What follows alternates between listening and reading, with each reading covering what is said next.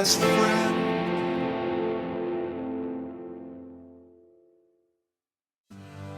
It is estimated that more than 6 million dogs and cats enter hundreds of shelters every year in North America. Relinquished by owners or abandoned on the streets, as many as 3 million may be killed.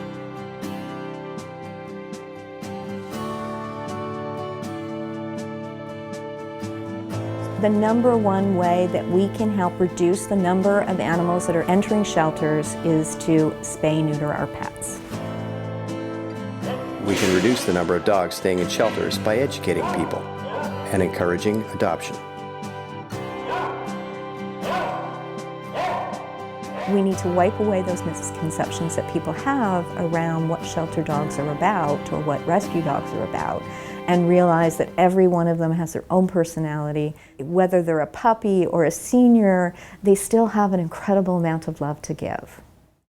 One of the statistics out of the United States is that approximately, or on average, 30% of all of the dogs that are in shelters today have the appearance, and we say that, of being purebred.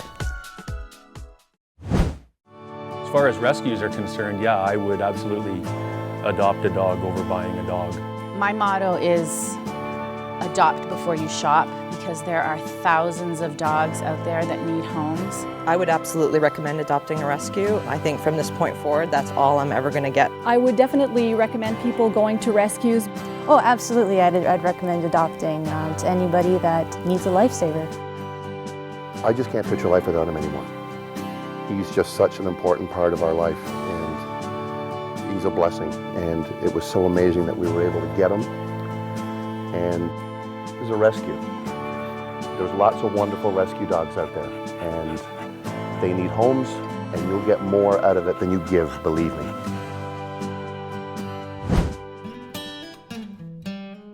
This is Laika. She's from Moose Knee Rescue, as you can see. A beautiful rescue pup. She's 10 months old, so she's still a puppy. Oh my God, you're still a puppy? That's why she's got so much energy. My dog Ryder. I rescued him in my second year university. I rescued him from a local Kingston SPCA, and I've had him ever since. He's 14 and a half now. I'm a founding director of Helping Homeless Pets. We're an umbrella charity that helps now over 50 rescues with fundraising efforts, cooperative efforts. Pets come into rescue for a variety of reasons. Owner surrender, such as people who are moving away, an owner's died, they're moving into perhaps extended nursing home care. We also get them from shelters that they're just not doing well. We're also frequently called by the shelters that participate in the puppy mill seizures to re-educate and rehome the breeding stock. And of course, the product of puppy mills being the pet store impulse buy puppies. Puppy mills are large-scale commercial dog breeding operations where profit is given priority over the well-being of the dogs. If you buy a puppy from a pet store or off a website like Craigslist, it may have well come from a puppy mill or backyard breeder.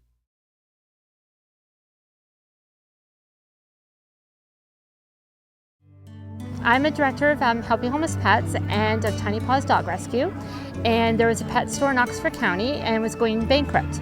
So sometimes we go to pet stores we know that are closing to get, collars and leashes for our rescue. And I ended up going about 5 to 6, and it was closing at 6 o'clock. And there was nothing there for the rescue, and I was kind of leaving. And as I was leaving, the gentleman threw a cardboard box into the dumpster. So I literally took off my nice jacket and climbed into a dumpster, and I found this little guy in a cardboard box in the bottom of the dumpster. It was December 1st, so he was extremely cold when I picked him out of the cardboard box, barely breathing. So I took him to the vet. We named him Blue because he was so cold. The vet said another 20 minutes and he probably would have perished. There are responsible breeders out there, but you need to do your research. If they won't let you see the mother and father and where the litters come from, really stop and think. On Kijiji, if they meet you in a parking lot, then really stop and think, okay, where is that dog coming from? And that's all we ask for people to do. I rescue and adopt because the need is there. That so many of these pets have come into rescue through absolutely no fault of their own.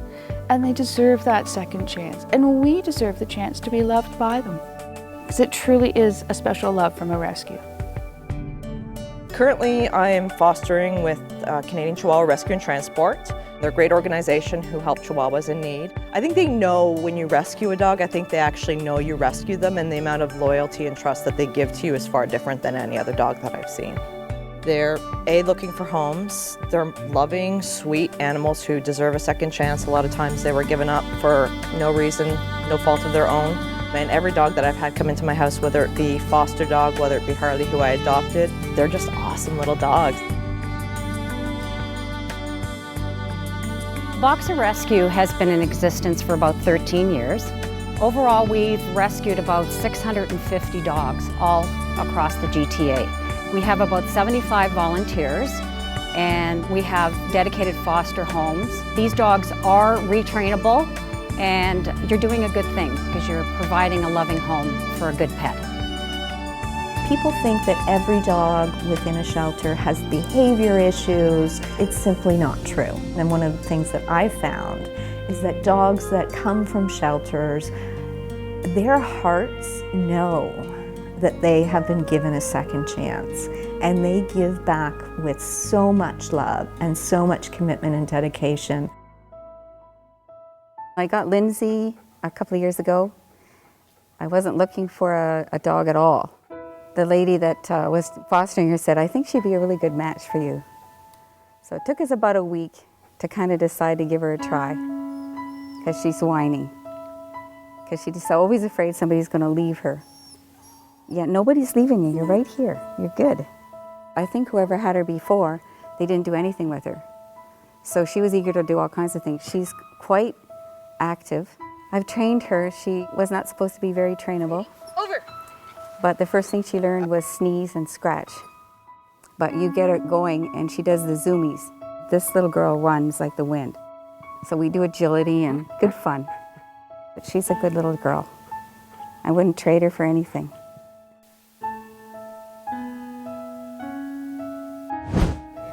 This is Noodles from Chicago. He's 5 years old. When we adopted him, he was around 7 months old, and he was a complete blank slate. He hadn't had the benefit of being taught anything, but as soon as we got him home, we could see that he had a really strong working drive. And what everyone told us is that if you have a dog who seems like a working dog, if you don't give him a job, he will find his own job. So we right away got him involved in classes, obedience classes and other types of classes through the Anti-Cruelty Society, and he proved to be a really, really enthusiastic learner. He actually has about a half hour's worth of tricks that he can do. First of all, we had him qualified as a Canine Good Citizen, and then he earned his therapy dog certification. So it's a lot of fun, and Noodles is just a wonderful dog.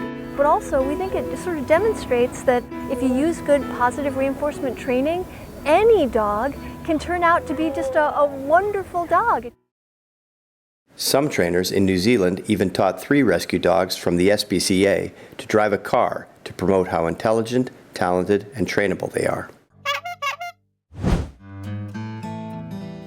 Vettel came to me by way of Boston Terrier Rescue. I fostered him, and now he is ours. We brought him into our family. Vettel grew up only knowing to be afraid and terrified of everything. He's an awesome little dog that showed great potential, but his fears are the only thing that held him back. He comes with me everywhere I can possibly take him. I have treats on me at all times. He's going to be a year, and from the time we saw him, which you couldn't even look at him, he would pee constantly, to the time now where he will run around in an environment and not be afraid. He's coming along really, really well. I've been volunteering with Boston Rescue now for 4 years. When you put up an expectation for a dog, they're going to give you whatever they want and whatever you want. So it's a lot more fun to work with the dog and find out who they are, find out their personalities, and then you've got a friend for life. I'm a diabetic. I've been a diabetic for 18 years. One evening during the night, I did have a low blood sugar. It was too low for myself. I wouldn't have known that I was having a low blood sugar. I was sleeping. So Indica woke up my boyfriend, and he realized that I was having troubles, and he was able to get me the help that I needed. But if it wasn't for Indica, I may not have even survived the night. So definitely very thankful for that. I'm Sally Leone, and I'm the owner of Lucy, Guinness World Record holder for the smallest working dog. She came into my life at a time when I needed a dog to rescue me. Lucy spends her days visiting hospitals, rehab centers, disaster areas, and schools. Her main goal is to advocate for adoption, and her motto is, rescued and returning the favor. Let's rock, rock, rock, rock, we gonna rock, rock, rock, rock, we gonna rock, rock, rock, rock, we gonna rock, rock, rock, rock, we gonna rock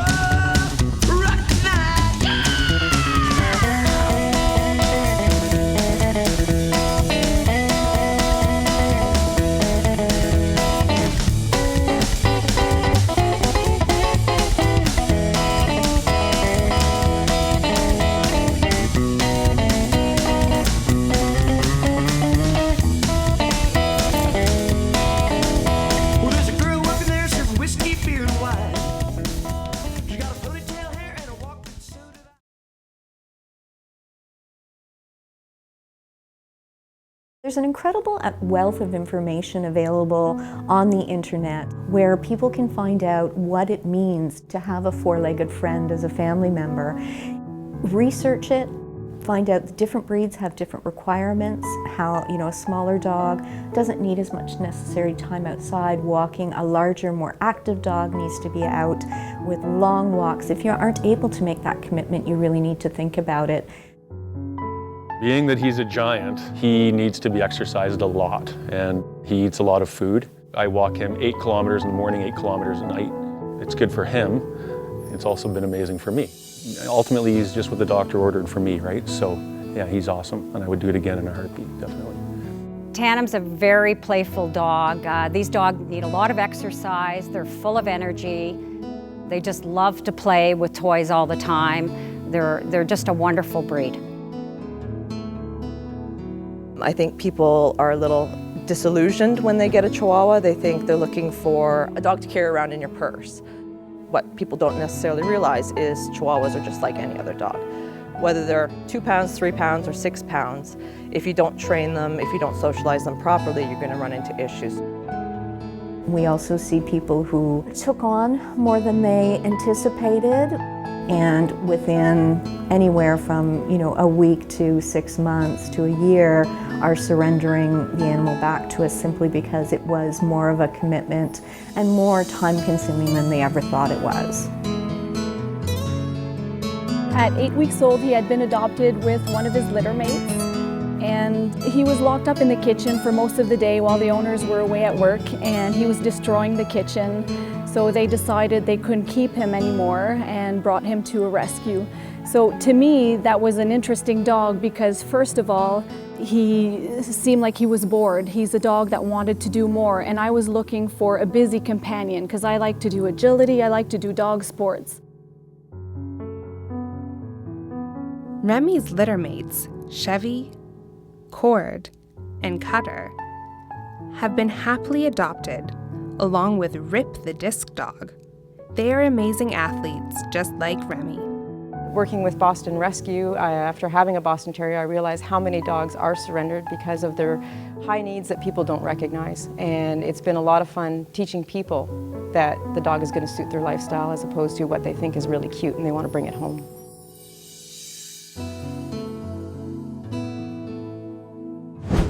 We see a variety of reasons for dogs being surrendered into shelters, and I think it's one of the most heartbreaking things to see is an individual coming in with a dog that they love so desperately, but they're facing a $2,000, $3,000, $5,000 vet bill, and they simply can't afford it.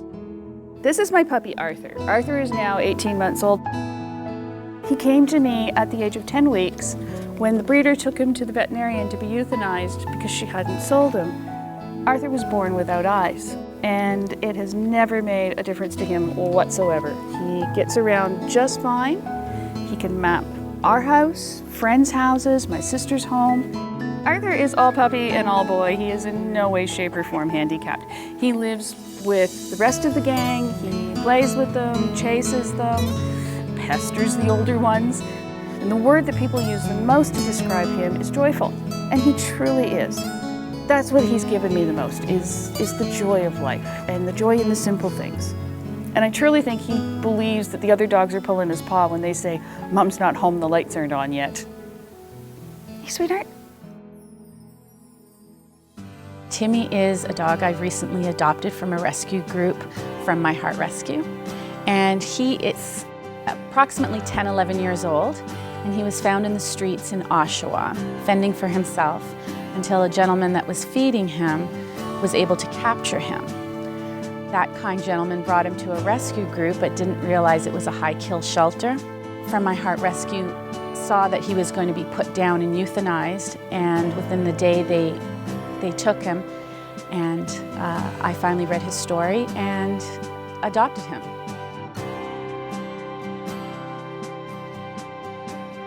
Heidi was an unclaimed stray. She was found 8 years ago on the side of the road in the country, and when no one claimed her after 7 days, she was scheduled to be euthanized.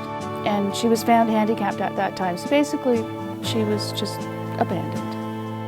Heidi's had a spinal cord injury, so her back legs don't work properly.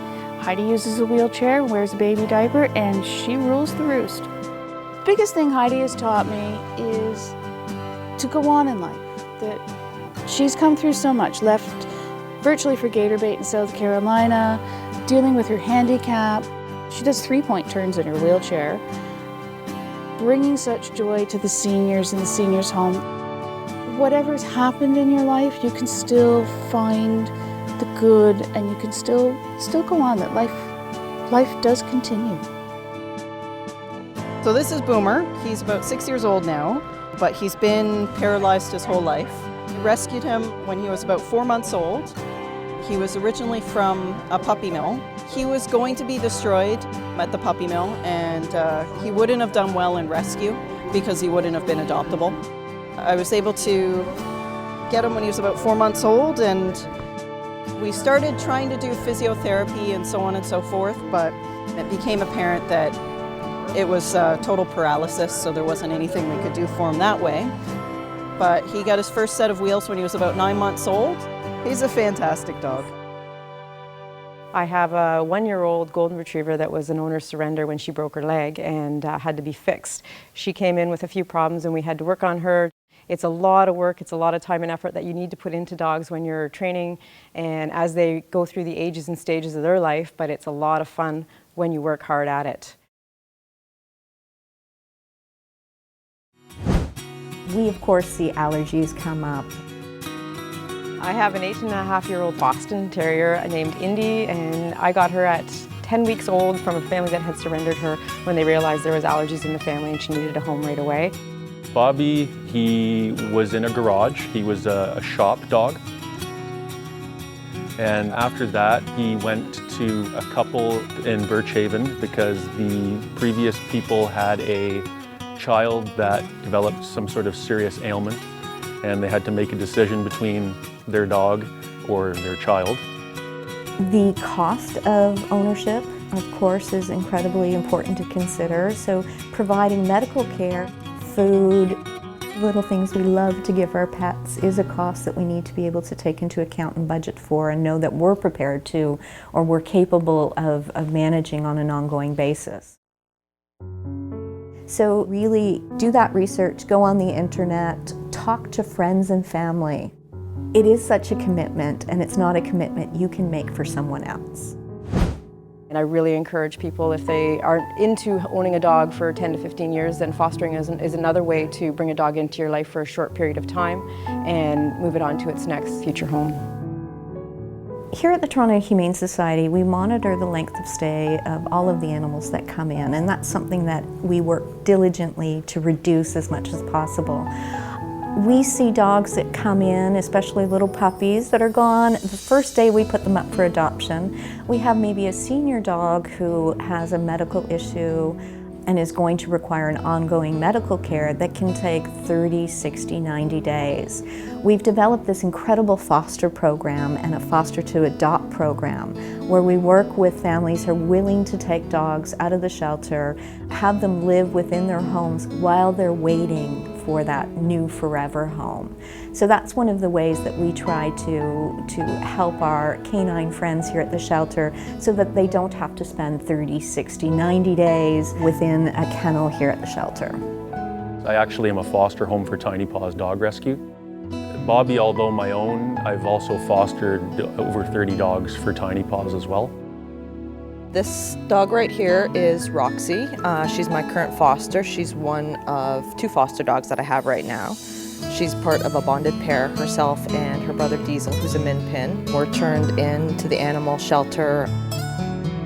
So I brought them into my house for fostering with the Canadian Chihuahua Rescue and Transport, so they're looking for their forever home right now. And my other rescue guy is named Harley. I adopted him about 2 years ago. When I adopted him, he did have some aggression issues to dogs, to men. And since then, he's met every challenge I've tossed his way and has become a really awesome, lovable dog.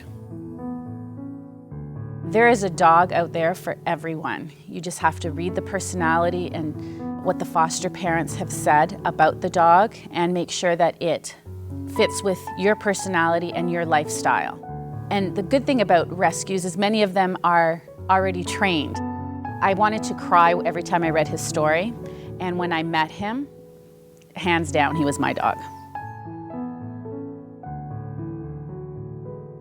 And anybody that's interested in adopting a dog, usually you get them and they're already, if they're older, they're already house trained. So that's a bonus, which she was. He is a wonderful, wonderful companion. I could not ask for a better dog. Lovely, lovely. To say he was in a rescue, for me, this was a perfect find. Couldn't ask for a better companion.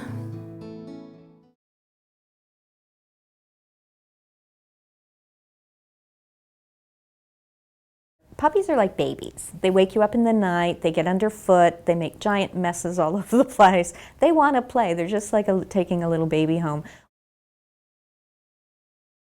With a senior dog who's a little quieter, a little, more mature in his approach to everything, you're typically going to have a dog that is better trained, isn't going to chew on everything he finds, is going to have a little less energy, maybe be not quite as underfoot, and especially for our senior people, our senior populations, a senior dog can be an excellent addition.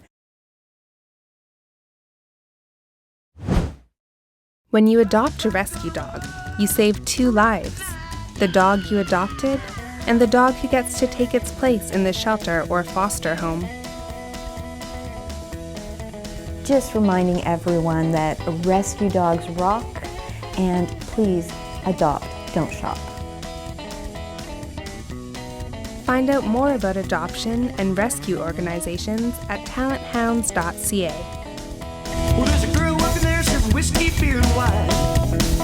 She got a ponytail hair and a walk that's so divine. She's the cutest little baby that I ever met. She can blow bubble gum and smoke a cigarette.